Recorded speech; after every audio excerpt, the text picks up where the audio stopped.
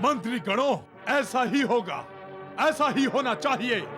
सूर्यवंशी कुल नष्ट हो गया तो देवी गंगा की तीसरी धारा पृथ्वी लोक पर प्रवाहित नहीं होगी।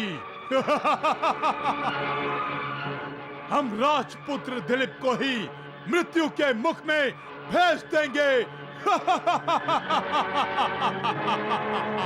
क्षमा चाहता हूं महाराज विरूपाक्ष। राजपुत्र दिलीप तो अभी अभी जन्मा है, उसको तो हम कभी भी मिटा सकते हैं, परंतु राजपुत्र दिलीप की मृत्यु से हम गंगा के अवतरण पर प्रतिबंध कैसे लगा सकते हैं? तुम कहना क्या चाहते हो असिलोम? महाराज विरूपाक्ष, पीढ़ी दर पीढ़ी तपस्या करके देवी गंगा को पृथ्वीलोक पर लाने से ही सगर पुत्रों का उद्धार होने वाला है। सगर इस समय भी तपस्या कर रहा है। यदि उसकी तपस्या सफल हो गई तो? तपस्या सफल हुई तो गंगा अवतरण होगा और असुर लोग देवी गंगा की तीसरी धारा से सदा सदा के लिए वंचित रह जाएगा।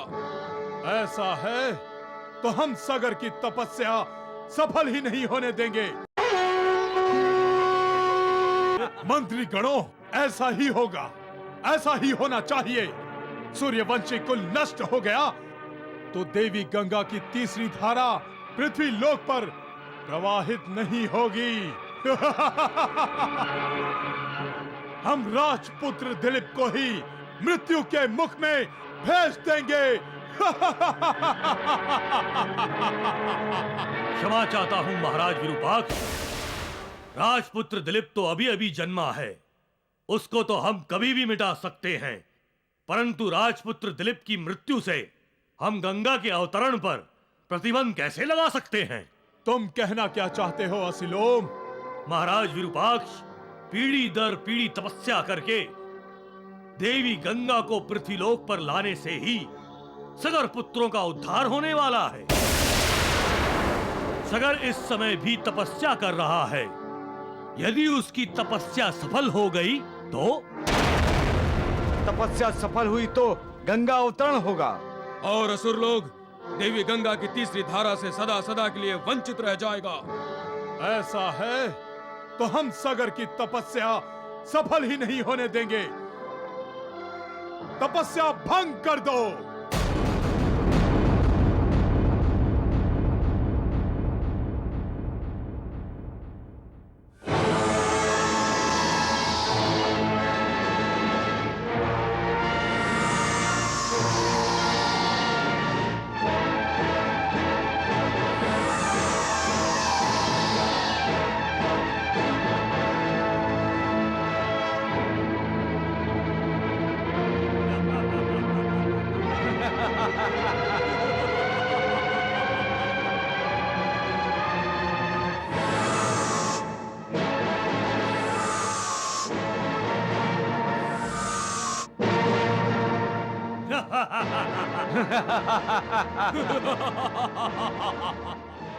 भिक्षु उतरवु, तपस्या के साथ साथ हम सगर और केशनी को भी मिटा देते हैं।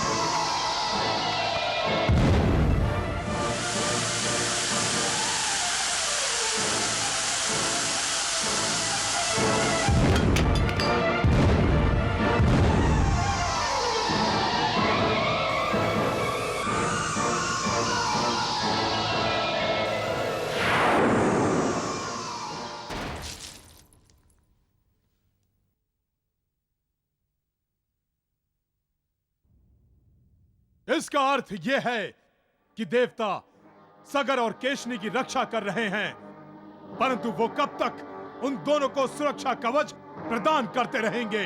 महाराज, सगर और केशनी की रक्षा देवताओं ने नहीं की है। ये उनकी तपस्या का प्रभाव है। उनके तप सामर्थ्य की वजह से ही सुरक्षा कवच निर्माण हुआ। हमारे पास उसका भी उत्तर है। हम उनका तप सामर्थ्य छल से छीन लेंगे।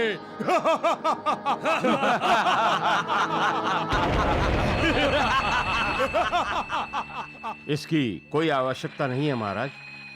प्रणाम गुरुदेव। कल्याण मस्तु। तपस्या भंग करने की आवश्यकता इसलिए नहीं है क्योंकि उनके तप से गंगावतरण नहीं होगा।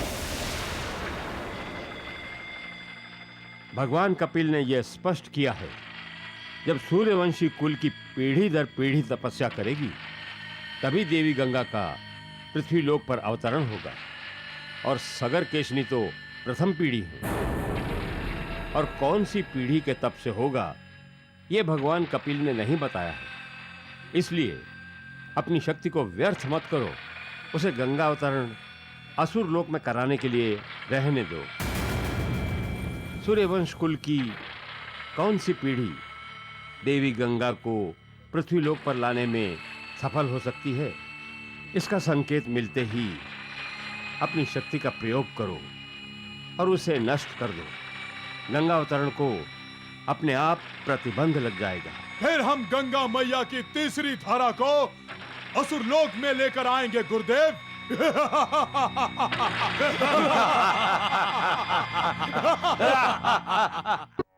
हे भोलेनाथ, असुर लोक में तो विपरीत वातावरण है। हाँ महादेवी, भक्त प्रहलाद ने असुर लोक में प्रभु की भक्ति की नींव डाली और असुर लोक में नया अध्याय आरंभ हुआ। अंधकासुर और प्रहलाद के कारण असुर लोक का विकास हुआ। असुर लोक के कल्याण हेतु प्रभु के आदेश से देवी गंगा की दूसरी धारा भी असुर लोक में प्रवाहित हो गई। फिर भी असुरों के मन में असंतोष है। असंतोष इसलिए है देवी कि असुर राज बलि के पुत्र विरूपाक्ष में आसुरी प्रवृत्तियों का निर्माण हुआ है, और यही आसुरी प्रवृत्तियां देवी गंगा के पृथ्वी लोक पर होने वाले अवतरण के लिए बाधाएं खड़ी करना चाहती हैं। तो अब क्या होगा महादेव? जो भी होगा प्रभु की इच्छा के अनुसार ही होगा। आप युवराज और अयोध्या को वारिस देने वाली हैं। आप माता बनने वाली हैं युवराज जी।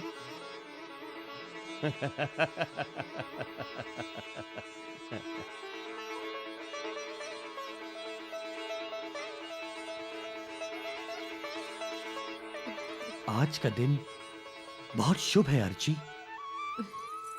निसंदेह आज का दिन शुभ है स्वामी, क्योंकि मुझे भी शुभ शगुन हुए हैं। अब मैं पिता बनूंगा। हमें यह शुभ समाचार पिताश्री और माताश्री को देना चाहिए। जैसे जैसे युवराज दिलीप युवक बनता जा रहा है, देवी गंगा के पृथ्वी लोक पर होने वाले अवतरण की घटिका समीप आने लगी है। आप तो जानते ही हैं, सगर और केशनी का कार्यकाल समाप्त होने आया है। हाँ महादेव, अब महाराज अंशुमान की तपस्या के लिए जाने का समय आ गया है। अंशुमान, अंशुमान।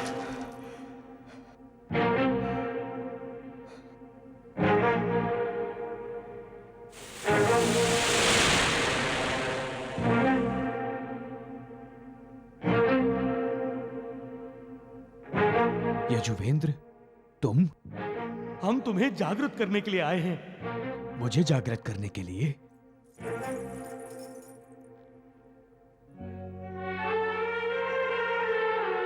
अंशुमान, पिताश्री सगर और माताश्री केशनी का तपस्या में ही देहांत हो गया। नहीं, तुम्हारे पिताश्री और हमारे भ्राताश्री असमंजस को तपस्या करते हुए इस दुखद घटना का ज्ञान हुआ।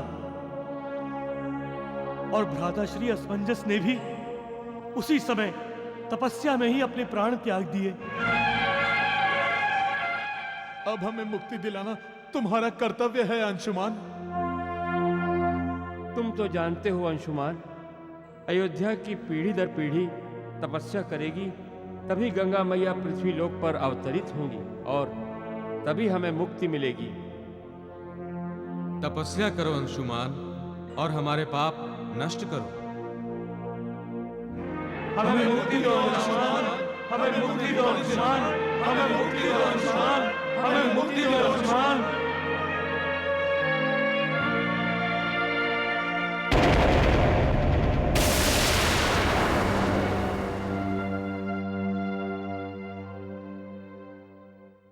स्वामी, ये स्वप्न था या सत्य?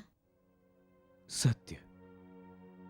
पितामह, पितामही और पिताश्री नहीं रहे।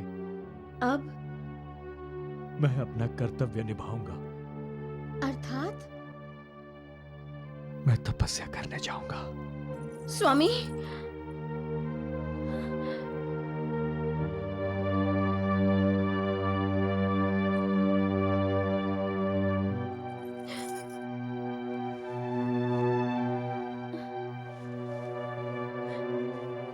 स्वामी, स्वामी, रुक जाइए स्वामी, स्वामी।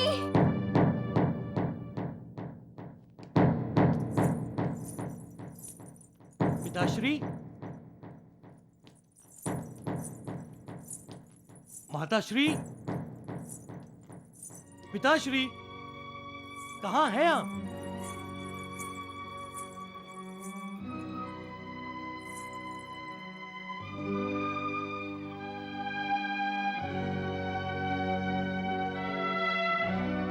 आप तपस्वी के वेश में पिताश्री?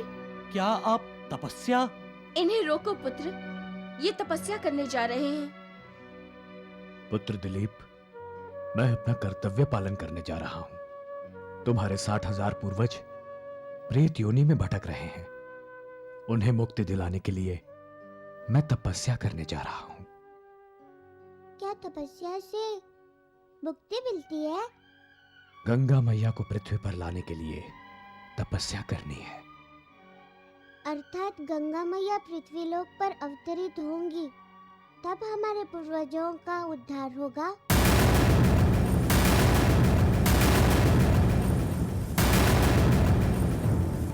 कौन बोल रहा था? कौन मुझे प्रश्न कर रहा था? पुत्र दिलीप, तुम? नहीं पिताश्री। बहू, तुम? नहीं माताश्री। तो कौन था? मैं हूँ पितामह। मैं कौन? मैं आपका पुत्र पिताश्री, माताश्री की कोख से बोल रहा हूँ। अर्थात पुत्र वधू युवरागिनी अर्ची, तुम माता बनने वाली हो। यही शुभ समाचार देने हम दोनों यहाँ आए थे। हम बहुत भाग्यशाली हैं पुत्र दिलीप। ऐसा प्रतीत हो रहा है कि सूर्यवंशी कुल पर जो श्राप का कलंक लगा है वो अब धुल जाएगा और हमारे पूर्वजों का उद्धार हो जाएगा। अब तो आप तपस्या करने नहीं जाएंगे पिताश्री? जाना पड़ेगा पुत्र। एक सूर्यवंशी राजा कर्तव्य से विमुख नहीं हो सकता। यदि मेरी तपस्या सफल नहीं हुई तो तुम्हें भी तपस्या करनी होगी। अब मुझे कोई न रोके, जाने दीजिए मुझे। आप मुझे आशीर्वाद नहीं देंगे पितामह? पौत्र, यदि हम में से कोई सूर्यवंशी कुल पे लगा श्राप का कलंक ना मिटा सके तो तुम इस कलंक को मिटाने में सफल हो, यही मेरा आशीर्वाद है। तुम्हारी तपस्या से गंगा मैया का पृथ्वी लोक पर अवतरण हो और पृथ्वी लोक का कल्याण हो।